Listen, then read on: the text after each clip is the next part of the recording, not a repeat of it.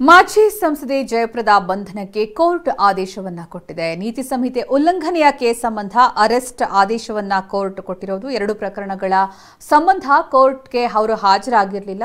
7ನೇ ಬಾರಿಗೂ ಜಾಮೀನು ರಹಿತ ವಾರೆಂಟ್ ಜಾರಿಯಾಗಿದ್ದು ಹಲವು ಬಾರಿ ನೋಟಿಸ್ ನೀಡಿದ್ರೂ ಕೂಡ ಅವರು ಹಾಜರಾಗದ ಹಿನ್ನೆಲೆಯಲ್ಲಿ ಕೋರ್ಟ್ ಆದೇಶದಂತೆ ಜಯಪ್ರದಾ ಬಂಧನಕ್ಕೆ ಈಗ ತಂಡ ರಚನೆ ಮಾಡಲಾಗಿದೆ. ರಾಂಪುರ ಎಸ್ಪಿ ಆದೇಶದಂತೆ ವಿಶೇಷ ತಂಡ ರಚನೆ ಮಾಡಲಾಗಿದೆ. 2019ರಲ್ಲಿ ಚುನಾವಣಾ ನೀತಿ ಸಂಹಿತೆ ಉಲ್ಲಂಘನೆ ಪ್ರಕರಣ ಇವರ ವಿರುದ್ಧ ದಾಖಲಾಗಿತ್ತು. ಲೋಕಸಭಾ ಚುನಾವಣಾ ಪ್ರಚಾರದ ವೇಳೆ ನಿಯಮ ಉಲ್ಲಂಘನೆ ಮಾಡಿದ ಆರೋಪ.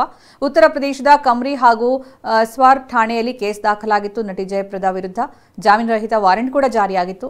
7ನೇ ಬಾರಿ ವಾರೆಂಟ್ ನೀಡಿದ್ರೂ ಕೂಡ ಅವರು ಹಾಜರಾಗಿರಲಿಲ್ಲ. ಧಿಕ್ಕರಿಸಿದ್ದಾರೆ ಕೋರ್ಟ್ ವಾರೆಂಟ್ ಅನ್ನು. ಇನ್ನು ಜಯಪ್ರದಾ ಸೋಮವಾರ ಹಾಜರಾಗುವಂತೆ ಸೂಚನೆ ನೀಡಲಾಗಿತ್ತಾದರೂ ಕೂಡ ಅವತ್ತೂ ಅವರು ಹಾಜರಾಗಿಲ್ಲ. ಹೀಗಾಗಿ ಅರೆಸ್ಟ್ ವಾರೆಂಟ್ ಜಾರಿ ಮಾಡಲಾಗಿದೆ. ಫೆಬ್ರವರಿ 27ಕ್ಕೆ ಮತ್ತೆ ಹಾಜರಾಗುವಂತೆಯೂ ಕೂಡ ವಾರೆಂಟ್ ಜಾರಿ ಮಾಡಲಾಗಿದೆ.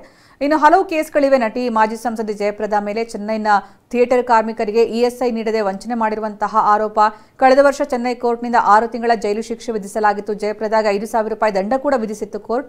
ಕಾರ್ಮಿಕರ ಹಣ ನೀಡುವುದಾಗಿ ನಟಿ ಜಯಪ್ರದಾ ಹೇಳಿದ್ರು. ಆದರೆ ಜಯಪ್ರದಾ ವಾದ ಆಲಿಸದೆ ಶಿಕ್ಷೆ ಮತ್ತು ದಂಡವನ್ನು ಕೋರ್ಟ್ ವಿಧಿಸಿತ್ತು. ಇದೀಗ ನೀತಿ ಸಂಹಿತೆ ಉಲ್ಲಂಘನೆ ಪ್ರಕರಣದಲ್ಲಿ ಅವರ ಬಂಧನಕ್ಕೆ ಆದೇಶ ಬಂದಿದೆ.